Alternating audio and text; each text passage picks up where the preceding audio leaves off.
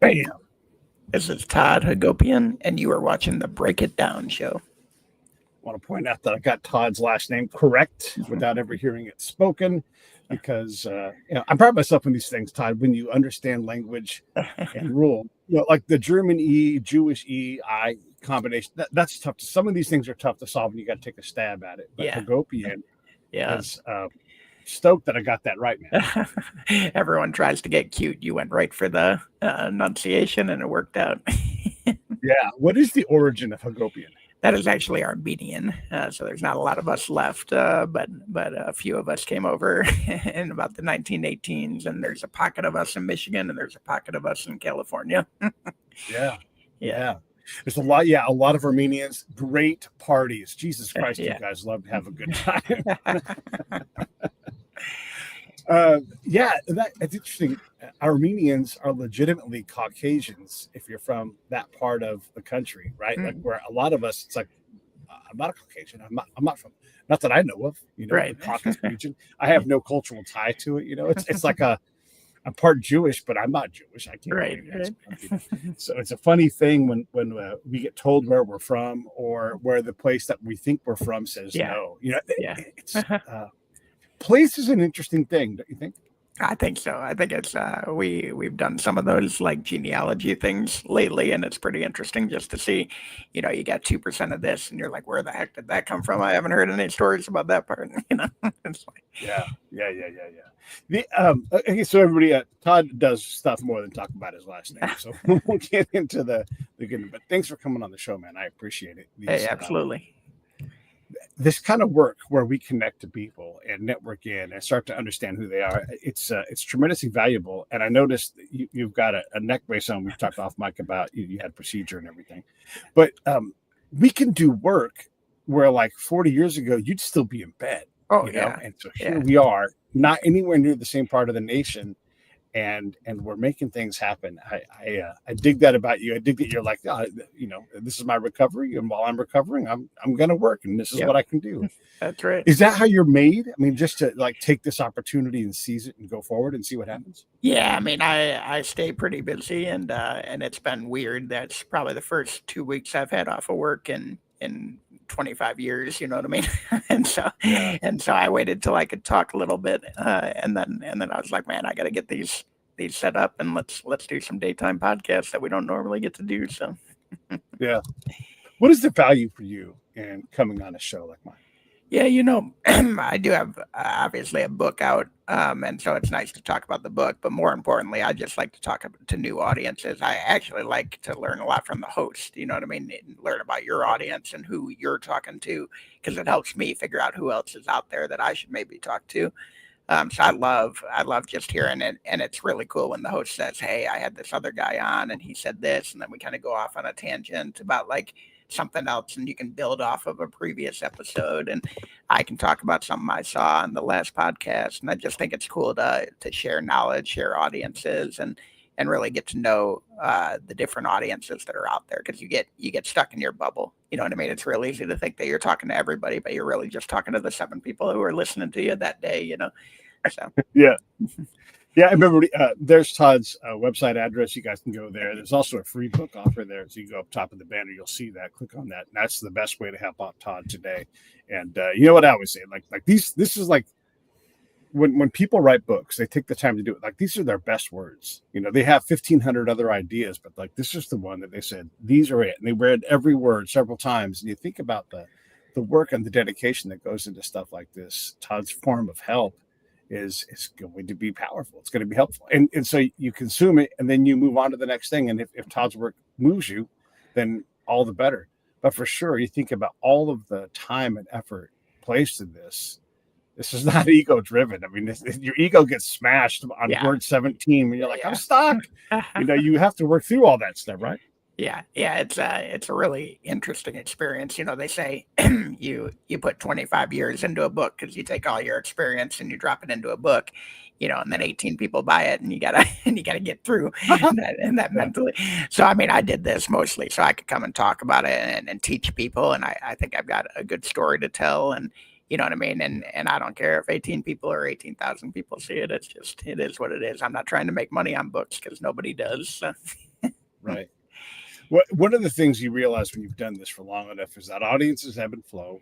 Things become hot and everything. But if you continue to produce, you continue to connect to other people. I can continue to, maybe 5 years from now, I'm like, oh, I just got Todd Hagopian on my show. Actually, he's become a really good friend. We've had dinner together 15 times. Yeah. And here's his great advice, right? Yeah. And now I'm an advocate for you because we have had this experience. Yeah. Or someone else catches on. Because no matter what we do, 8 billion people are never going to hear this episode. And even if you get 120 million people, 8 billion people are not going to hear it. So it's you do this because it's part of what you do to get the message out there and connect. One of the best pieces of advice I got early on was, you know what, you're never going to be able to tell everybody everything that's in the book. Like, don't be afraid to give it all away. Like, people are going to buy a book because they heard something you said or they read something you wrote. So you need to talk a lot and you need to write a lot, and don't be afraid of everyone getting it. Like, they're either going to want the book or they're not, but it's going to be based on what you tell them, not what you don't. And so I love coming on and just giving away the secrets and talking through it and diving deep. And, you could come up with something that helps me with the third or fourth book, so. Yeah. You overheard pre-show my buddy Brad and I talking. He's a technology pro and he's an AI expert, and he doesn't look to AI for all the answers. He's like, here's what it can do.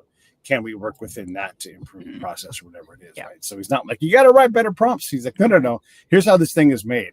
And here's what it actually does. And so expecting it to drive a bus for you. We're talking about LLMs in this case. Sure. Yeah. An LLM is not going to drive a bus. It's not made to do that. It is a hammer. And so find nails and hammer with them, right? Yeah. We were talking about that. And we had a conversation off mic about just a silly stat I love baseball, about a silly baseball stat that I was looking at. And it was the median debuted player in all of Major League Baseball history. So if there's been 24,000 players, who was the 12,000th player, right? And a human can look that up because I could bracket. Didn't get it there, until finally I'm like, oh, it's Todd Hagopian, and so if you ask AI to do that, it's not going to do it. So he uses that conversation all the time to describe what LLMs can or cannot do. Yeah. And that's just a dumb, goofy conversation. We've talked about it yesterday on my show. I had Brad on with another AI expert, and we talked about it then. And it just continues to become this stupid little hobby stat thing that I do has become a major point in what Brad does to illustrate things. Yeah. Yeah, it's amazing. The people that can use AI are just going to be able to take themselves to the next level. And if you can figure out how to use it just enough to enhance what you're already doing, you can be a $60,000 guy next to another $60,000 guy. If you start providing $85,000 of value, you know what I mean? You're not going anywhere. But if everybody else around you starts to provide $85,000 worth of value and you're stuck at 60, it's going to really start to affect you, and that's how people need to start looking at it. Is it's not going to replace you. It's going to enhance you if you do it right. Right. But it's really important to learn, how to get past that first base. You know what I mean? There's that first search that everyone does and everyone looks at it and goes, man, everybody knows this, or I can't use this. It's super generic. And it's like, yeah, that's exactly right. That's what you asked for, was the generic thing. You got to dive deep, learn how to get there, learn what it can and can't do, like you're talking. And it can be a super powerful tool. Yeah. And the other caveat that goes with all of that is thinking that it's going to solve all of your problems. Right. Working on solving problems that it's not capable of solving is going to differentiate you in a negative way. Yeah. Especially if you say the answer is 15. And some of the room goes, that's not possible. Right. That's not true. And now you went from being a $60,000, earner guy at this client to, hey, there's the door. Exactly.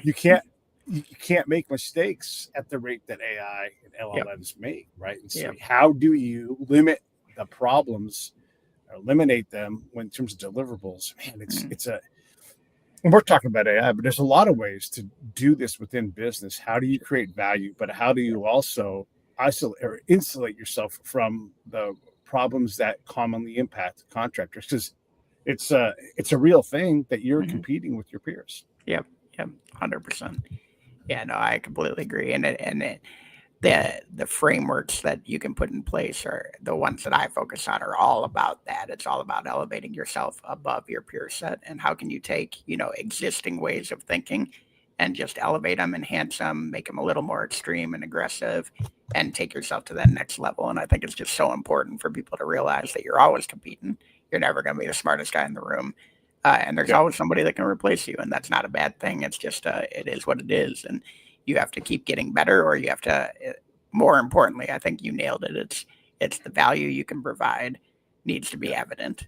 You know what I mean? It needs to be evident, and you need to be able to show that quickly and powerfully. And it's so important.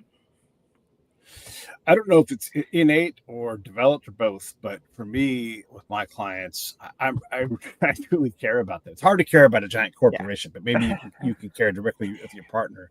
But as we get more mechanical and automated, I am purposefully becoming more human and trying to say, hey, let's get together. Yeah, sure. Like, this is great. Video and it allows us to span 2,000 something miles. But if I was near where you're at, my preference would be to sit across from you. Yep. Because it's always better. And if I can, I go to where my client is, and or my guest. Yep. And I become a guest in their world. And now the person that I'm serving with my work is now wanting to serve me, take me to their favorite restaurant and do whatever it is. And that richness, I would say, has a tremendous value, and it helps you build trust. And man, it's easy to believe that you and I have trust here. Yeah. But if you ask me, like, you call me, hey, Pete, can you lend me $500? Yeah. Not a chance in hell. We don't have that kind of trust. Right. Yeah. And it's such a great point, because if you can look at it that way and be like, there's all this technology now that allows us to offload certain things, subtract out things that we were doing before, and we can put that energy back into things that are more valuable, like the human component, or in my world, when you're turning around businesses, like, you put that time and energy into the things that are going to make you the most money every single minute of the day. And you can start to automate and systematize and use AI and outsource, and you can do all these things that we couldn't do before, and really drive all that time and energy right back into the very, very most important things. And it's just such a great way to look at the technology, because everyone kind of looks at it and is like, oh, it's going to take my job. And it's like, no, man, it can make your job so much better, Yeah. We tend to go to the fear side of things, where technology is going to eliminate our job, and it does eliminate jobs. It always has. It always will. I mean, there's a cotton gin, right? And so, but what happens is, this new industries are formed, new expertises are required, and you continue to move forward, or you can manage a bigger hunk of work with less people, and so that has always been the case. Innovation's always been ahead of implementation, and so that innovation aspect is really where a lot of the work is going to be.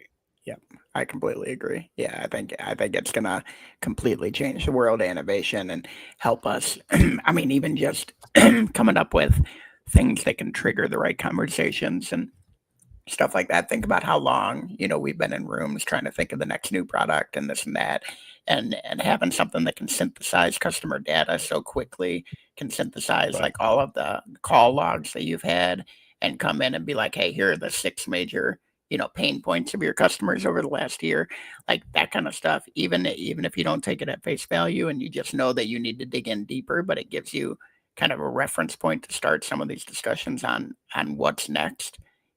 That can be a huge, and I mean, and to your point, like, as the US has innovated and gotten better and better at business, that's what's happened. So people are like, oh, we're so much more productive, we should get paid so much more, but that's not how it works. Like, you get more productive, and then you can do more inside your 40 hours, because you have all these tools, you know what I mean? So that's why the economy gets so big, and that's why we've been so successful, is because we've innovated. And when people push back against that, it just drives me crazy, because it's like, this is exactly what you need. If you want to grow at 12%, you're not going to do it doing what you did yesterday, Yeah. And that's so similarly aligned, even though we've done different things.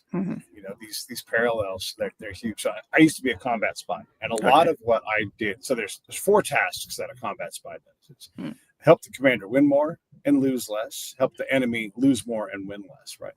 And so a lot of what you can do is simply look at the organization. We are going to paint the mosque, and the mosque being painted will cause people to like the government more. Yeah. Okay, there's a premise.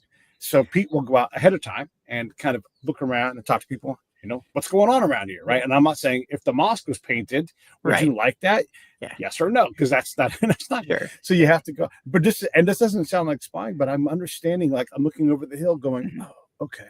Yeah. They actually don't care about the government at all here. Yeah. We have a lot of opportunity to get them to care about the government. Right. And they go down. Yeah. But then we go paint the mosque. And I come back. I'm like, what's going on around here? And they're like, these motherfuckers. And I'm like, oh boy, they are further from the government now. Yeah. And so that looking at the machine and realizing we're going in the wrong direction, or our efforts are not paying off like we're briefing ourselves that they are.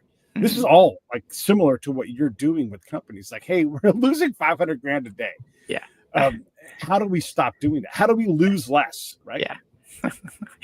Yeah. That example always gets people laughing, but I literally for a year, every single time I woke up, we lost $500,000, and it was an incredible journey trying to go from losing $180 million a year to zero. And I'll tell you what, I've never been more happy to make like $3,000 in August of 2012. You know what I mean? It was like, oh my God, it's black. It's a black number, and it's like, but yeah, it's, and you're right though. It just, it takes a different type of person to sit there and look at those numbers and figure out a way to get back to neutral. And that's what business people do. And it's something special. Yeah. And again, I'm using my example because I think it's going to work for this. When you're bleeding and you can't stop the bleeding, you're just like, I'm just going to keep bleeding and I'm going to keep going in this direction. Like, hey, slow down and find out some of these things that are wrong and just slightly be less shitty. Yeah. I'm not saying be great, just be less shitty. And so when I talk to my friends who work in the corporate world, I hear how shitty it is for them. Yeah.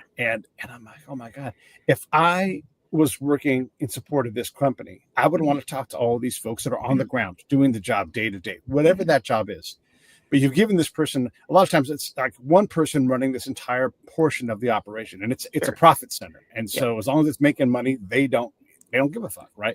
Meanwhile, the person who's running that profit center is miserable, broke, and you get all these negative values. And you're like, do you realize that you say your culture is family, integrity, and trust, and they're like, fuck you, getting divorced, broke. These things are incongruent, right? And that costs you money because that person is not acting like a person who's invested in the business. They can work and perform at a high level, but they're miserable and they're going to leave, or they're going to steal, or they're going to some kind of negative thing. Yeah. And so I talk about stagnation a lot, and that's basically the definition of it is things are just not moving in the right direction, right? You have this huge growth consulting industry where somebody comes to you and they says, I'm growing at 7%. I want to grow 15. And then there's this huge crisis consulting industry. And that's what I'm typically in, is where they drop me in and turn around a company.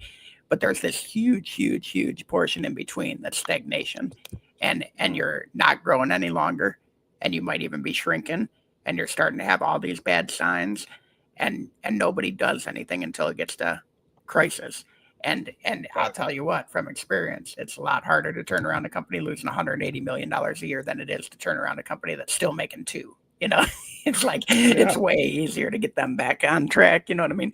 And I just wrote an article today actually about what you were talking about. And what I basically wrote was that every time I go into a company, I write their obituary.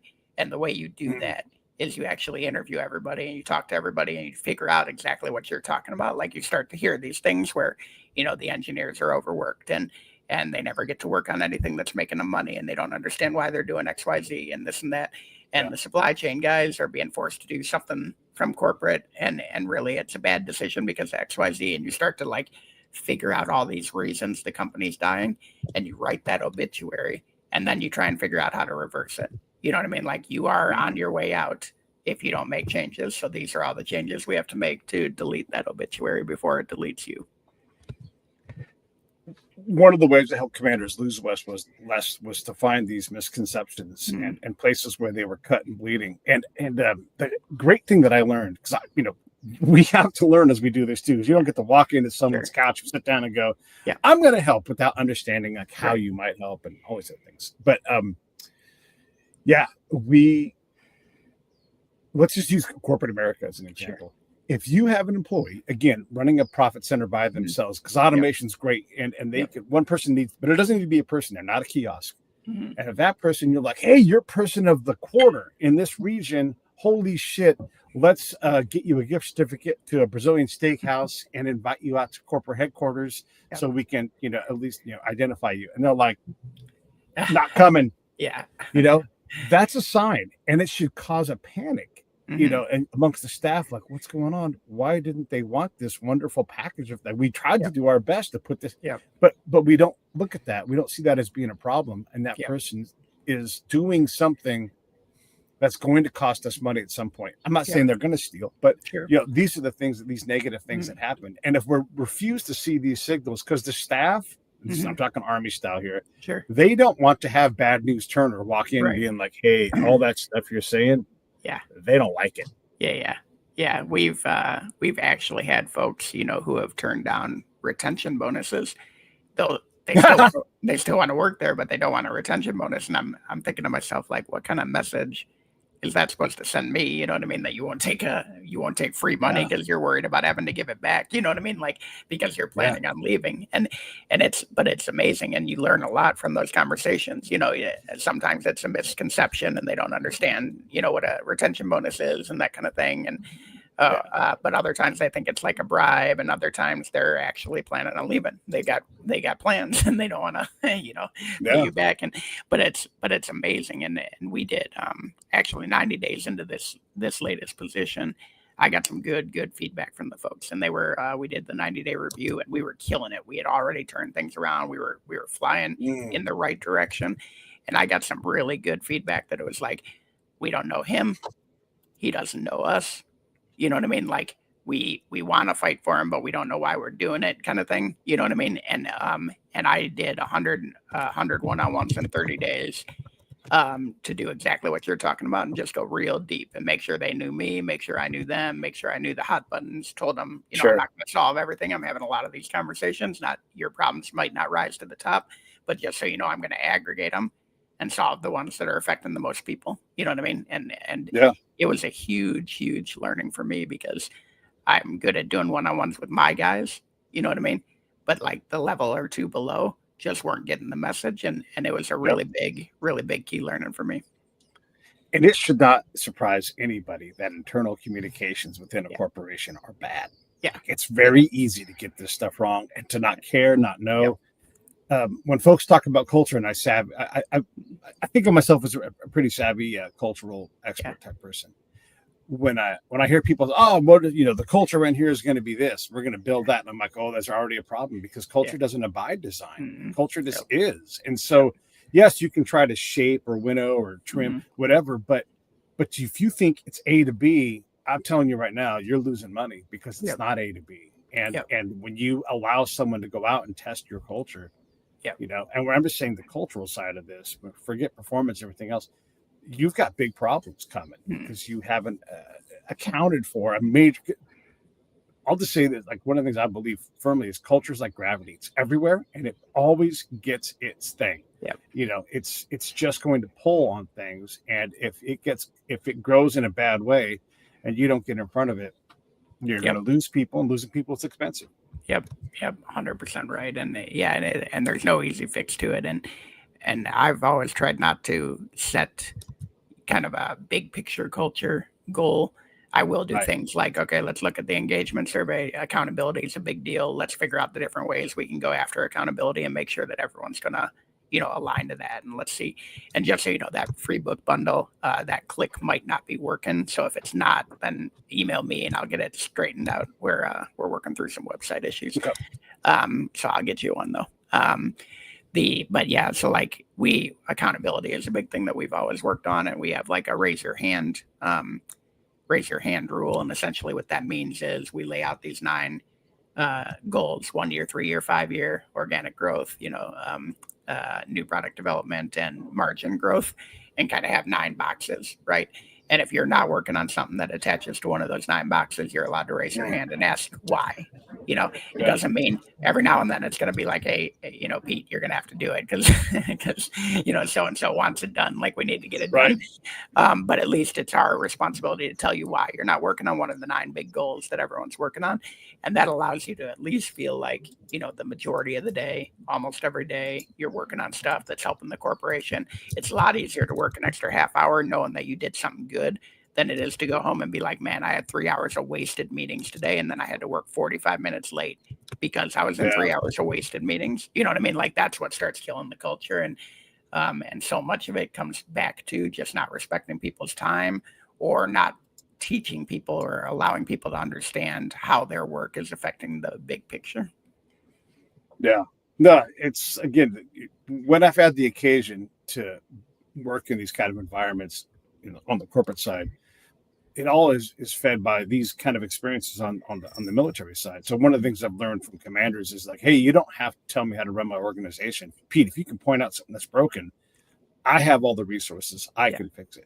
And so I purposely don't give them advice until they're begging me for it. Please. And then I say, hey, if I give you advice, the staff is going to want to kill me. The sergeant major is going to want to kill me. and they're going to undermine our success. And they're like, I got it. I'll protect you from that. Help me understand what you see. And then we became simpatico, and I could laser out. And I'm not always looking for negative things, but the thing I would always say, like, my primary job is to help protect the forest, right? Make sure that we don't get blown up, make sure our partners don't get blown up. But those are needles in a haystack. And I'm going to look for those things, and they are going to come in. But if I can go look in a field of needles, just scoop up a shovel full of needles and put them in the wheelbarrow and bring them to the boss doesn't seem to ever mind getting those needles. And so I'm trying to find those things where like, hey, every time you ask for a survey and you get a bunch of negative answers, you should be looking into that. Right. You've made someone so pissed they took a survey and went, fuck you, fuck you, fuck you, fuck you, down the line. There's work to be done there. Yeah. And it's not comfortable to get that news. Again, we've talked about this negative side of things, but this is how you turn things around. When I go and I talk to my friends, or if I get a gig with the corporate folks, I'm talking to folks as low to the ground as I can. And I'm asking them, what's your boss's 5-year plan for you?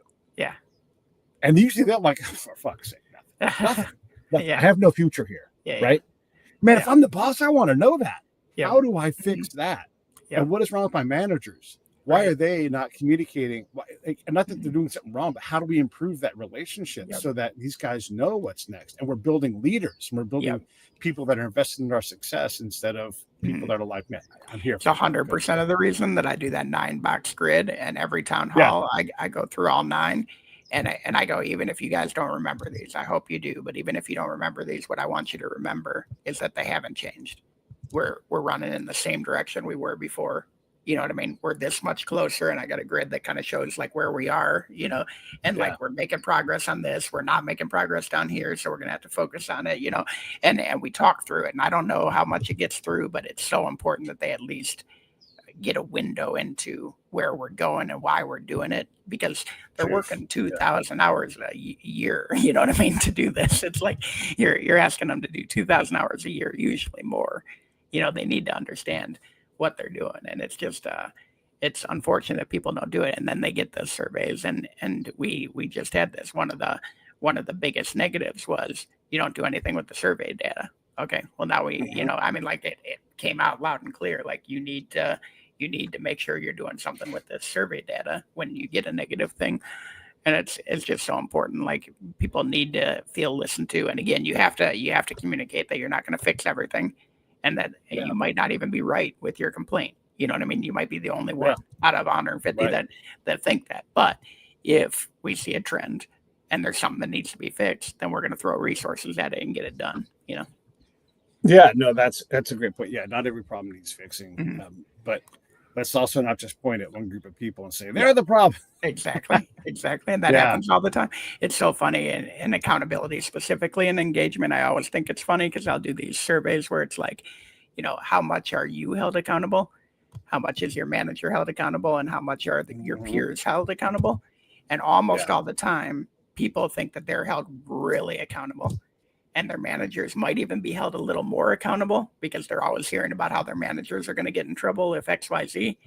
but then their peers are never held accountable. That's how everyone thinks, right? Like all the other Yeah. groups, they never have to do anything, but it's like every group says the same thing. They're held accountable, but nobody else is, and it's a really big problem. And it's there's ways to fix it, but it's a really big problem in corporate America. And you actually end up pitting these guys against each other by accident just because of the way they're being fed the information.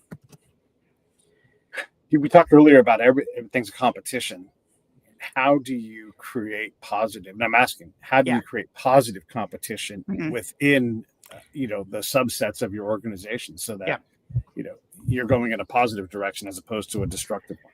Sure. So one of the frameworks we use is creating strategic battles. We talk about it a lot at the leadership level, and that we try and push it down. But people react to it. Like, if you've been in sports or you've been in the military, or you've been a coach, you know that if you can get everyone fighting the same enemy, you start doing really well. So I don't do a whole lot of competition between the groups. I do a lot of creating battles with everybody. So that can be a competitor. That's the easiest one, right? You got a competitor that you have to go after. It can be a government regulation. It could be a sister company inside the org that you want to beat, you know what I mean? Or something like that. Or it could just be an industry benchmark that you want to beat. But the competitor is obviously the easiest one. And really good examples are not just like we want to beat LG or whatever. Like it would be more like this one SKU is killing us, and we're going to go and demolish it. Right? We're going to come up with a way to take them out at the knees on this SKU, and we're going to hit them hard, and then get the whole org surrounding this like one goal. And that's where competition can really be fun, because it's not inter competition. You're all fighting the common enemy, but that David versus Goliath kind of mentality, it's real, it works, and people need to use it a lot more than they do.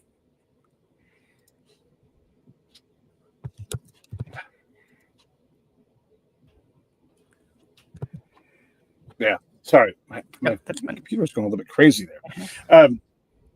When we're looking at creating these internal competitions that are healthy, how do you sell that to folks that are not happy because we're stagnated, we're losing 500 grand a day or whatever it is, right? How do we get people to not think this is just a bunch of trust falls?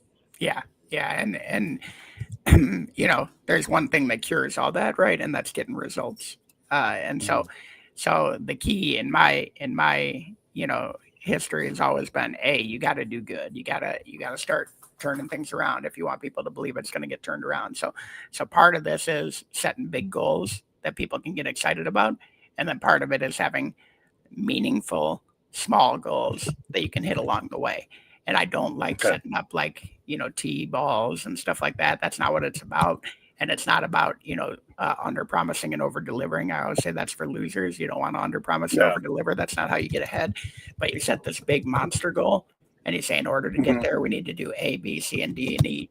And the best thing you can do is actually not put time limits and stuff on those smaller goals. Just have them be things that you need to hit, and then you can drive your team towards it. And as they get it, you celebrate it and move on to the next one. But it's a quick celebration. It's like, yep, you got this little one. Now we're on to the next thing, because the big guy is still out there, and it's going to be a hard fight. This is a 2-year deal. We just got through the 3rd month. Now we got to get to the 6th month kind of thing. And that's how we do it. When you are approaching it, I guess, what's the balance between you approaching a potential client and the clients approaching you? Obviously, it's nice to have them show up because they know kind of they're asking for it, right? But you do have to do some sales. So what is it like when you approach somebody? Yeah. And so, of course, I'm mostly in the B2B space. So, so we, typically our products will be out there. Will be one of the 4 or 5 products that you can get, but you do need to, you're often not the incumbent, right? So you have to have good relationships with these folks and try to make sure that you're in the conversation when they've got the money. That's a real big key to it. You have to have the inside information, so when they get the money, why they get the money, what is the long-term goal for the money, and then you got to come with a unique value proposition, and that's where most people fall flat, right? You get into the conversation, and it's like, we got the same thing as the other guy, and we're $18 cheaper. It's like, okay, but the other guy has been their client for 12 years. You're not going to win on $18. You're going to have to differentiate yourself differently. And what we always talk about is smashing industry orthodoxy. So like, think about everything in the industry that you think is true and come up with a few things and say, what if that wasn't true? What would we do differently? You know what I mean? How can we change the industry and really believe that maybe the customer doesn't know everything, right? Maybe if you offered this other thing, it would be a completely different value proposition. And that often is like a process innovation, not a product innovation, right? Faster delivery, better delivery, higher quality delivery. And then the other thing we'll do is max diff, which is a really interesting concept for contractors to think about. So what this means is like, you might say, okay, I'm selling you a piece of equipment, right? Quality, safety, throughput, price. Those are going to be the 4 things you care about, right? Those are the top 4 for everybody. That's what they care about when I sell a piece of equipment. But everybody is already fairly satisfied on those. They might be like a 9 and they want to be a 10, but they're already fairly satisfied. So what you do is you ask, how satisfied are you versus what your expectation is? And you might find out that the 5th or 6th thing on the list, they're actually extremely unsatisfied on. You never get there because the engineers are all focused on the top 4. You know what I mean? But if you can change the game on the 5th or the 6th and be the only one that's blowing those things out of the water, you can completely change the value proposition when you go to these companies. And that's what will get you the customer who's been with the other guy for 12 years. Yeah, all of that is so good in terms of like just getting in and understanding where to put it. Process changes, if you can improve those, it's great. Who is the ideal person? Like if you're like, oh, this is the best person to talk to, probably by role, and not like, oh, it's a guy named Dave, right? Who's the ideal person for you to connect with to not only close the deal but to do the work? Yeah, I mean, I think there's obviously multiple answers to that, but in my world, it's you need to know what the vision of the top guy is. You don't need to talk to him. You don't need to be in the room with him. You just need to understand his vision. You need to understand the pain points of the bottom guy.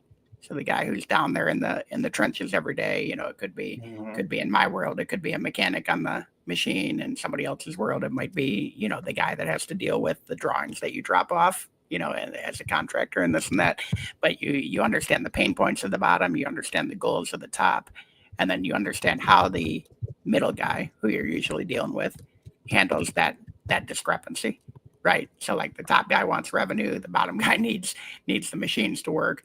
What's the middle guy care about? Is he mostly cared about the revenue or the machines working? Like what are the pain points that he's trying to solve and how is he going to sell it up? A lot of times the best thing you can do to actually get the sale and to handle this, what you're talking about, is you put together the sales presentation and you hand it to the guy that he's going to give to his boss.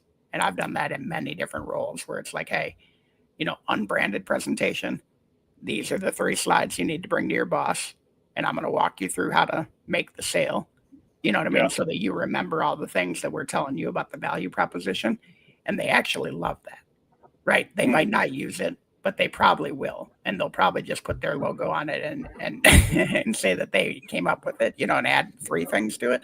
But even just making sure that they get walked through the value proposition that you're bringing completely changes the game, because then they remember it. And most of the time they don't. You come in, they got 5 different pitches going on. Everyone's talking about the same things, which is why it's so important to have a different, aspect that you're talking about. But then if you can also say, here's the presentation that you can show your boss, or I love this even better, if you can ever get there, is here's the presentation to give the finance guy. And that one works really, really well. Like, hey, here's because they don't know how to talk to the finance guy. Do you know what I mean? But you do. So here's the presentation you give to the finance guy, and he'll understand it. Do you know what I mean? And then that helps them tremendously. Who was hard to figure out in that whole group of people? I know for me, Sergeant Major. If you're battalion or brigade sergeant major, I really can't help that guy very much until. And I know Army thing, right? But that guy would turn against me because I was getting between him and the boss, right? And they're both kind of, that's like mom and dad. Yeah. Right? And I had to figure that out. And what I figured out is I had access to the ground to all his troops, Mhm. sergeant major's troops. Yep. And their job is to protect those guys, make sure they have what they need, make sure that Yeah. they're adhering to the standards so that they are safe. Mhm. And when I realized that, I said, I go on all these patrols and I've been on a lot of units, a lot of patrols, seen a lot of things that are messed up. I'd love to be able to make sure that we're all safe out there, but you have to keep it private, And they're like, Yeah. yeah, if you can do that for me, Yeah. I can protect you. That's easy. And that hooked him. And so I Mhm. would go see those guys, and I would try to give all the positive news I could. Hey, I just rode in truck 6, Yep. squared away. Everything Yep. was ratcheted down. Everything Mhm. was safe. They communicated well, And now he could do the thing he loved, was go rub backs and tell guys that they were awesome, that they were the greatest soldiers in the world, right? Yep. And when I had hard news, it's fine. They Mhm. need to go take care of it. And Yep. he'd go get that Mhm. ass, and but he'd fix it, right? Yep. And that unlocked a lot of potential for me, because now those guys would advocate for me when I Mhm. wasn't around. Yep. Oh my gosh, what a difference that was. Yeah. Yeah, no, that's a great point. And I would say in my world, the hardest people to please are really the buyers, and that's in a lot of different business situations, because the buyers, they do want to make the right they truly do want to make the right decision, for the Right. organization, but they also have different goals than the rest of the group oftentimes. And I'm talking like more of the procurement, supply chain kind of Mhm. people that are tasked with saving money or getting better terms and this and that, and oftentimes they need a win. You Mhm. could The problem with coming with your best offer first is they need a win, and they have to be able to show that they twisted you a little Yeah. bit. You know what I mean? Yeah. And Yeah. and you have to recognize that. So you really need to know how people get paid. That helps tremendously in helping them. If you know that they get paid on getting better terms, and you have purpose come to them with worse terms and then allow them to beat you up on them, like that makes a huge difference. That's better than coming to them with much better terms than you were going to give them anyway, and not letting them beat you up. You know what I mean? Because they have to show Yeah. their worth. And but you don't know that unless you know them. And it's really important to know your customer. As you know, we call it the magnificent obsession with your customer, and the magnificent obsession with your competitor. You got to know how they're selling it, and you got to know how they're buying it. So They say that the cobbler's kids have no shoes. So how do you make sure you have shoes? yeah.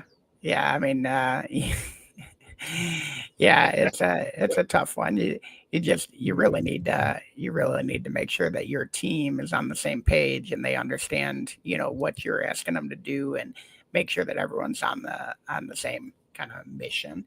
And it's so important, to give your team, the sales guys, and or if you're in the service industry, the service guys. So because a lot of times they're doing halfway selling, in the field and this and that, and you got to make sure that they have the right information so that they're all singing the same song and we don't start contradicting each other. Right. Yeah. That's the fun thing is like, hey, I'm going to take everybody to Cabo, Yeah. and meanwhile they're like, I want to go to Cabo, but not with you, Todd. Yeah, exactly. I've never done a vacation with the boss. I've never been a big fan of that. I just doesn't sound that fantastic to me. Yeah. But that usually is like the kind of fire and forget answer. Like, Yeah. I'm going to pay these guys to go. We're going to also do some trust falls and some Yeah. runs. And it's like, hey man, I just want to go horseback riding with my girlfriend.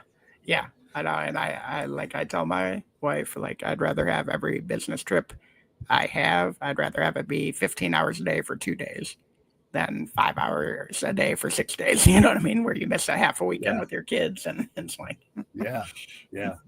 How do you manage that? How do you take care of you, take care of your loved ones, that kind of thing? And how do you model that for your team? Yeah, so I mean, I have 4 kids, 4 cats, 4 dogs. We got a busy house, and I do travel, and I do just that. So I'm on 5 a.m. flights. I'm on 12 a.m. flights back. If there's 24 hours of work to do, I get it done in 2 days. And I schedule it that way. People know that I'm coming in, to Atlanta. I'm going to come to Atlanta, and we're just going to go boom, boom, boom, boom, boom, boom, boom, and then I'm going to be out before you even, I'm not just going to hang around for 5 days. And that's out of respect for them. It's out of respect for my family, because when I go down there, I know that it shakes up the whole org. You know what I mean? Like, everyone's trying to do something for the boss, and, somebody's got to order the food, and somebody's got to put together the presentation, and they have to be open when I'm need to meet with them and this and that. And so, I mean, if that goes on 4 or 5 days, we've all been there where a boss comes in and throws our life into hectic for 4 or 5 days, and that's no fun. You know what I mean? So it's out of respect for them and us. And then if you model that, then they do the same thing when they come up to Cleveland. You know, it's like, I'll be in there for 18 hours. Perfect. I'm never like, man, you should be here for 4 days. It's like, no, man, if you can do it in 18 hours, that's awesome. That's A+ work there. Get back to work. You know, we don't pay you to travel. We pay you to get your work done. So, yeah. Just get after it, right? It's time to get after it. And you're right about the shaking up the organization. There's a lot that happens. And, again, I'll use the Army as an example. The general's coming. And we started literally polishing garbage cans. You know? And then and you're like, well, we did all that work. And the general's going to come in here. And why do we polish garbage cans? That's happened so many times where somebody's like, man, I'm so embarrassed. We didn't get XYZ, you know, in the corner cleaned up. I'm like, guys, come on. I'm like, he cares about revenue. He cares about customer satisfaction. He cares about employee engagement. You know, would the employee engagement have gone up if you made them take out the trash for an extra hour last night, you know, after hours? It's like, no, let's, I mean, it should be clean. Let's not be kidding ourselves. Like, it should be clean, but, but let's worry about the important stuff. I told my boss the other day, and he was complaining about something, or we were joking around. And I'm like, sorry, I was doing the important stuff, like selling stuff and making money. Like, you know, like I didn't have time to buy an extra pair of size 16 shoes for the one guy who has big feet, you know? Yes. Yeah. But we do get wrapped up in that little stuff that doesn't belong to, you know, you got an engineer and he's polishing the garbage can. You're like, please stop polishing garbage can. We have a guy for that. He's going to do it. Everything here is fine. But also, I guess I'm curious, when you're going to flash in and do 15 hours or 30 hours of work in 3D, you know, whatever that thing is, how do you build trust with the folks that need to trust you? And I've heard you say a little bit of this stuff, so I'm going to capture this a little bit. But, you know, my job was to build trust with the worst people I could find. Because if I can get the enemy of the enemy to talk to me in a way that was friendly, that required me to build trust. So I had to extend trust to them on credit. Hoping that would pay off, and it wouldn't be instant. Not granted, we're in combat, but in your world, if you're only going to be there 1 or 2 days in this particular go around, how do you go talk to Larry, who runs the compressor out back? You know, and Larry turns out is the key because he unites people or whatever it is. I mean, it's really a matter of good planning, you know, going in and knowing who you're going to talk to and when you're going to talk to them and why you're going to talk to them. You should be having your one-on-ones and all that stuff in between. So you got a good idea of what you need. Like, I might go in knowing so-and-so's had a bad month. Like, he needs to get back on track. Like, let's have this discussion with him. We're going to pull him in and do XYZ, you know, and then the other thing is it's really good to kind of get your feet wet. So like, get in there and when somebody says something is going wrong, be like, show me, because you don't get to do that, you know, and when you're over the phone and whatnot, like, show me the process, show me what's happening. And then the most important trust builder probably is removing bottlenecks. So if I hear an offhanded comment, it's like, man, this is the 4th time it's happened. You know what I mean? It's like, okay, walk me through that. What exactly happened? Who do you think is responsible for it? You know, let me go back and figure out if that's actually what's happening or if there's a breakdown somewhere. Because if it's the 4th time and I haven't heard about it, then the system's broken, right? Like, it's gonna happen 8 times. If it's already happened 4 and I haven't fixed it, it's because I don't know there's a problem. It's gonna happen 8 more times. You know what I mean? Like, so tell me what that bottleneck is. It might not be what you think. And it could be as simple as you both report to the same person and I need to talk to that person and figure out where the communication's breaking down, you know? Yeah, no, that's good. That's good stuff. And again, mirrors a lot of what I did. It's funny just how similar our jobs are. You know, my master's is in organizational management. Oh, nice. So Yeah. I'm applying SPY skills to that degree. Yeah. And you're right. Like, what is working? How is it working? You know, what authorizes me to be talking to you? How can I communicate? And I'm thinking spherically in like a 3D matrix on how these things go together. Because most folks don't think, they think linear. And I'm like, oh gosh, this isn't a linear thing. Humans aren't linear. You know, it's nice when you get a linear thing. We can test that. but it's the branches that come off of that really, I think, make a difference. Yeah, 99% of the time, that guy isn't doing that to piss you off on purpose over and over again. Like, that's not the point of what they're doing. You know what I mean? And they either don't know that it pisses you off, or they don't have a tool to do it any other way. Do you know what I mean? Like, they're just not, they don't have 4 choices and they're choosing the one that pisses you off the most. Like, that's typically not what's going on in any organization. So, like, yeah, this is awesome, man. I appreciate it. Let me make sure I plug everything. So, the link did work for me, so you guys can try the link and see if it works. If not, look, just email Todd. He's not hard to find. He's on LinkedIn and everything else. I guess let's wrap this up and just stick the landing here. What do you want folks to know, and how do they apply this to their regular lives? Yeah. So interesting, because we didn't talk much about it, but that's cool. The interesting part of my framework is I'm bipolar, and for 15 years I went undiagnosed, and when I got diagnosed, I got on the pills. And everything stagnated. I lost my competitive edge. I was no longer the same person. I was not flying high anymore in business. I had all the bad stuff stopped too, which was great. But what I had to do is teach myself how to manage hypomanically. And hypomania is where you're kind of hyper focused and super vigilant and detail oriented at the same time as big time grandiose thinking. And I came up with this framework where I could teach other people to kind of manage in that regard, and that's what the book is all about. There's basically 10 different frameworks, and you don't have to go sequentially, and you don't have to do all 10. So in your job, you might pick 2 or 3 that means something, and another one it might be all 10. And the point is they're mostly existing frameworks with a different mindset, and you have to be able to think differently, right? We all read the same 20 books, we all can manage the exact same way, and you're never going to get ahead of your peers if you're managing the exact same way as the other 19 guys. And so it's so important to be able to think differently and at least look at different frameworks and be like, "Ooh, I never thought of it that way before. Like, if I do that in this job, I could boom, and that's what the HOT system is all about. It's the hypomanic operational turnaround system. And it's just 10 different methods to think differently, think much more aggressively. We talked about declaring war on stagnation. I mean, it's a very aggressive, bold system. So if you like that kind of thing, you're going to love it, and really go at it and get some differentiated results through some breakthrough differentiated thinking. I love it. Everybody go check that out. Actually, I'm doing it right now. I'm putting my name and all this stuff here. So I'm trying to get that going here, and I will follow up with you in a second here, Todd. Everybody else, thank you all so much. Always check out other episodes of the Break It Down Show.